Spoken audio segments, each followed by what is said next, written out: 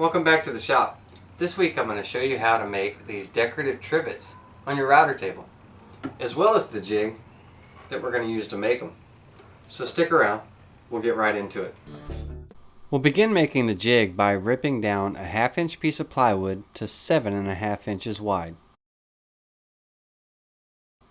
From there, we'll cut it down to 20 inches in length.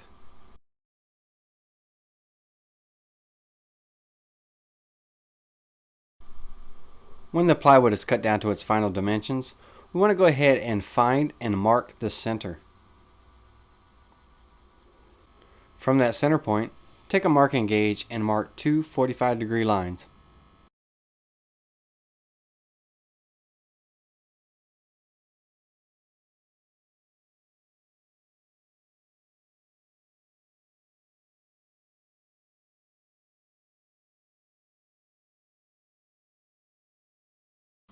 Next, using the miter gauge on the table saw, we want to go ahead and set the gauge to 45 degrees and cut along the lines that we marked earlier. In this example, I used the miter slot on the right side of my blade to make my first cut.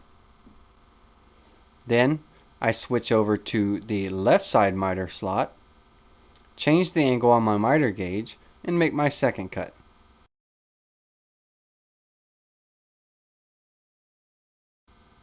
After both cuts are made, you should have 3 pieces that look like this. Alright, for the jig that we're going to use to make these trivets on the router table, I've got a piece of scrap plywood. It's a 1/4 inch piece of plywood. It's about 22 inches long, 8.5 inches wide, and it was just something I had laying around the shop, so I'm going to use that. I went ahead and made sure that it was nice and square and all of my edges were parallel from one another. I'm going to use my fence to kind of keep everything in line while I'm doing the glue up, so I'll just go ahead and set that up against the fence now. The 2 parts that are going to hold the trivet in place, you saw me cut them earlier. They ended up being about 7.5 inches tall. From the back side to the longest point, about 9.5 inches.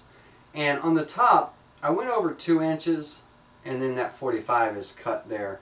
So I'll show you how I'm going to glue them up or set them in place so they hold the trivet. At the same time, I also went ahead and cut a scrap block that's about 6 3/4 by 6 3/4, which are the size of our trivets. Now this jig that I'm making is for just making 6 3/4 by 6 3/4 trivets. If you want to make a smaller trivet or a bigger trivet and all, you can take the same concept and you might be able to make your parts on your jig adjustable to accommodate different sizes and everything. But I'm just making this, I'm gluing everything together, and I'm just making a jig specifically for making the cuts or the dado cuts into a 6 3/4 by 6 3/4 inch trivet. So what I'm going to do is I'm going to take my long piece here, my triangle piece, the long point, and that's going to go up against the fence on one side. Same thing on the other. We're going to go up on the other side here. And I'm going to bring the camera in a little bit closer so you can see what I'm doing. Alright, so now that you have a better view, I've got my bottom base up against the fence, and I've got my 2 triangle pieces up against the fence as well. It doesn't matter where you put them at on this base, because what I'm going to end up doing is cutting this base piece off where it's flush with the back side of each side of this and just kind of clean everything up.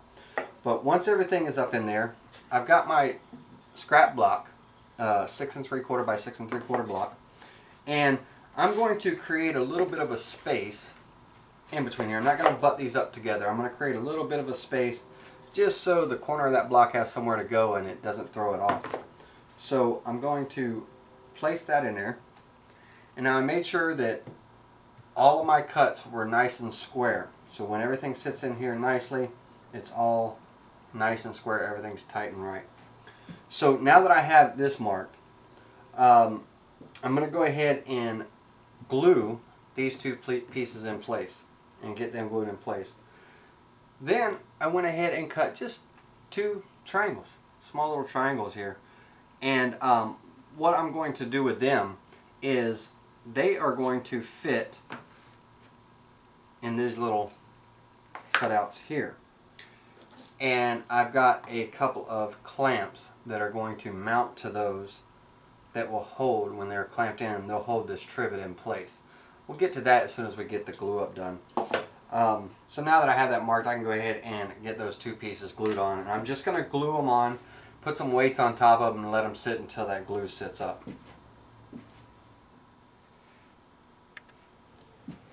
Okay, so now that these two pieces are glued onto the base, I'm going to go ahead and set my trivet back in there, my trivet blank back in there, and I've got my two little small triangle pieces that are going to fit into here and here. I'm not putting a lot of glue because I don't want a lot of squeeze out, just a nice thin layer. And as I said, you could make, you know, if you wanted to make a jig that was adjustable for different sides, you could make it to where these two pieces were adjustable, or these two pieces here where they slid down and they were adjustable.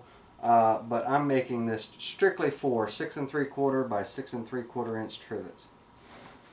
Alright guys, so now I have the clamps screwed into place. That way all I have to do is set my trivet in, lock the clamps down, and it's good to go. Now, as far as handles are concerned, you could, if you wanted to, use this for the handles because the cutting and everything is going to be up here. But I'm of the strong believer that each little thing has its task. So I'm going to let the clamps be clamps to hold the board into place. And I'm going to add my handles on here and let my handles be handles. I'll get into the marking of the trivet blank so we can lay out our marks on our jig in just a minute. And those marks are going to help us with our start and stop points, as you'll see. Alright, when it comes to the layout lines on the trivet, let's move the jig aside for a minute. If you see these lines here, I have 1/2 of the trivet marked. And this is just my blank, and it's the same size, 3/4 inches thick, 6 3/4 by 6 3/4. That's how big my trivets are going to be. Same thickness and everything. First mark is taking our two center points here, have it aiming at you in a diamond shape. Our two center points, go ahead and line them up and make a mark. Now this ruler I'm using is 1 inch wide, so I'm going to line this edge of the ruler up with that first mark that I made and make my second mark. I'm going to move it over, make my third mark, and then my fourth mark. On the edge here, I have two lines drawn, and those are 1/2 inch from the edge. I have two marks from there and there. That's laid out just like that. Okay, so there is 1 inch of space in between these lines, starting from the center out. From the outside edge into this line here is 1/2 inch. And I'll show you what all this is for when we get the jig back over here. We can go ahead and set our trivet in with our side that we marked facing the side that goes up against the fence. So that way it should look like this. And all you want to do now is take each one of those marks and transfer them onto your jig. This cross section here where our side line goes along with our long lines, okay, that's going to be our start and stop points for each one of these cuts. So what we can go ahead and do is at each one of these X's, you want to make a mark by taking your straight edge, lining it up with that first short line, and make a mark. Do the same thing for the other side, make a mark. Now from there, from that mark, 1 inch over, you're going to make a second mark, an inch over, a third mark, an inch over, a fourth mark, and you're going to do the same thing on the other side. So now you should have 4 marks on one side, 4 marks on the other. And you want to number them. 1 right here, 2, 3, 4. Same thing on the other side. 1, 2, 3, 4. And that's going to be your start and stop points. Number 1 is for this line. number 2 is for this line, number 3 is for this line, number 4 is for this line. Okay, so that'll be your starting and stopping point for each one of your cuts, first, second, third, and fourth cut. Okay, now that we have the jig built, let's talk about the setup on the router table. There's a couple of things that you have to keep in mind. First off, for the bit, I'm using a 1/2 inch spiral bit. Now you don't have to use a 1/2 inch bit, you can use whatever size bit you prefer, but for these particular trivets, a 1/2 inch provides a nice look and spacing. Once you determine the size bit that you are going to use, you need to go ahead and indicate somehow or another on your fence your start and stop points for your cuts. Well, I happen to have a split fence on my router table, and I'm able to slide these two pieces in and out as I need. And what you want to do is, or what I'm going to do on this particular type fence is, I'm going to take a straight edge and I'm going to line it up with the side of my bit. And I'm going to make sure that the edge of my left side fence here is in line with that. I'm going to do the same thing with the right side of the bit. Make sure that the right side of my fence is lined up with that. That way I can use these two edges as indicators for my starting and stopping points. If you don't have a split fence, you can do the same thing by using pencil marks or even a piece of blue tape on your fence to indicate your start and stop points. Now keep in mind, for each cut that you make, you're going to be moving the fence back. For your number 1 cut, 2 cut, 3 cut, and 4 cut, you're going to be moving that fence back. Each time you move that fence back and reposition it, make sure you double check your start and stop points and that they're still in line with your bit before you start making your cuts. Otherwise, you'll end up with a trivet that looks like this. And this was a sample piece that I had. And on my 4th and final cut, I didn't realign my start and stop points on my bit. And this was just a sample test piece. But if you notice, I ran long on one side here because my start and stop point wasn't lined up on that 4th cut. When I moved the fence back, I forgot to reposition and make sure that I was still in line with that bit. And you don't want to do that, especially if you're working with a nice piece of wood. Luckily, this was just a piece of pine. Once you have your bit selected, your start and stop point set up, next thing you can do is set up for your positioning. On the side of the jig, if you recall, we created these lines 1, 2, 3, and 4, which coincide with the cuts and the slots, the center of these slots. Then you can take your jig and line up your first line with the center of your bit. Once all that's in line, your start and stop points are set, then you can lock your fence down and begin your first cut. You want to go ahead and make your cuts first without anything in the jig so you can create a template. Once that template is created, then you can use this jig to align your start and stop points for each slot to make sure that your fence is in the right position rather than using a straight edge if you need. If you recall, our numbers 1, 1, 2, 2, 3, 3, 4, 4, those are our stopping points. 1 is for our left side stopping point, 1 on this side for our right side. And that's how far our travel is going to be from left to right for our first cut. As we move back, we'll work with number 2 for our second cut, so on and so forth. Once everything on the router table is set up, you can begin making cuts. Just a quick recap. Select your bit. From there, determine the left and right side of your bit on your fence, either by pencil mark, blue tape, or using a split fence like I did to mark out your starting and stopping points. Your fence position lines up with the marks on your jig. Place your jig up against the fence, and the center of your bit is what you're going to align with those marks on the jig. Once everything's in order, you're good to go. Now you can do like I did and take a scrap piece of wood, cut it to 6 3/4 by 6 3/4 and make a test one, prototype, or you can just go ahead and start cutting. When you're ready to start cutting your trivet, remember, place your trivet into the jig. Lock it down however you decide to clamp it. Make your first cut. After your first cut is made, rotate the trivet 180 degrees. Place it back in the jig and make your second cut. Once your 2 cuts are done, you want to rotate 90 degrees and flip it over. Drop it in. Make your first cut on the opposite side. 180 degrees. Make your second cut.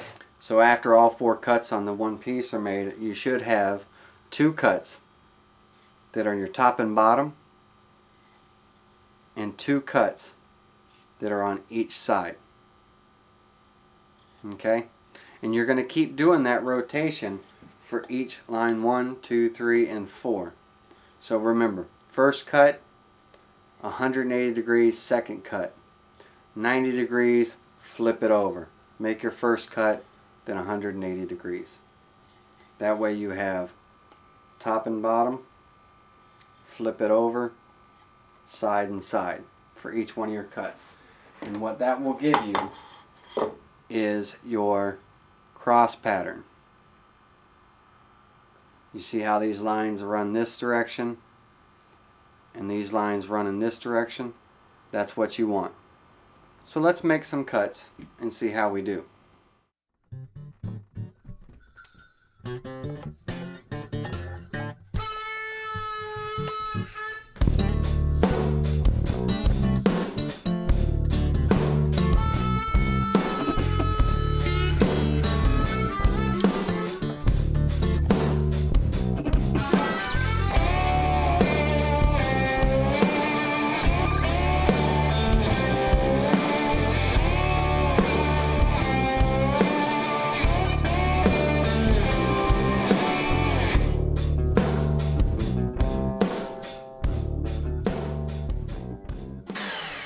I wanted to stop for a second so I can show you. Do you see how when I'm coming down, this is called climb cutting, going in the opposite way of the bit. I'm making a very controlled and very short climb cut to bring myself back to my starting position, which is my number 3 mark. I'm not trying to set dead on that number 3 mark. I'm coming off a little bit. I'm doing a climb cut back to that mark, and then I'm starting my cut all the way through and then coming off.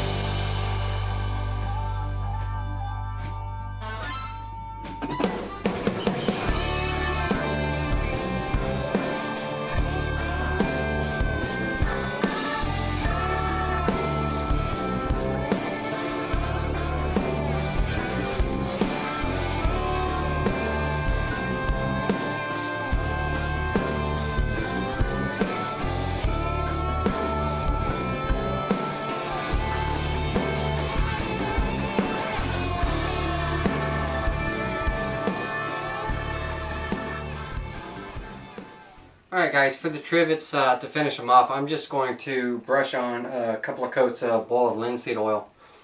That should be fine. You just got to remember with the finishes and everything that there's going to be hot dishes and pots, you know, sometimes on these trivets when you use them. So just think about that when you're doing the finish, whatever finish you decide to use. But I think a couple of coats of boiled linseed oil will be fine. I want to talk to you about this jig a little bit while that linseed oil is soaking in. If you take your time and build this jig well and don't rush it, you'll have perfect results, the same results on each and every trivet that you make out of it. Follow your marks on your jig, you'll have perfect trivets each time. Until next week guys, I'll see you soon.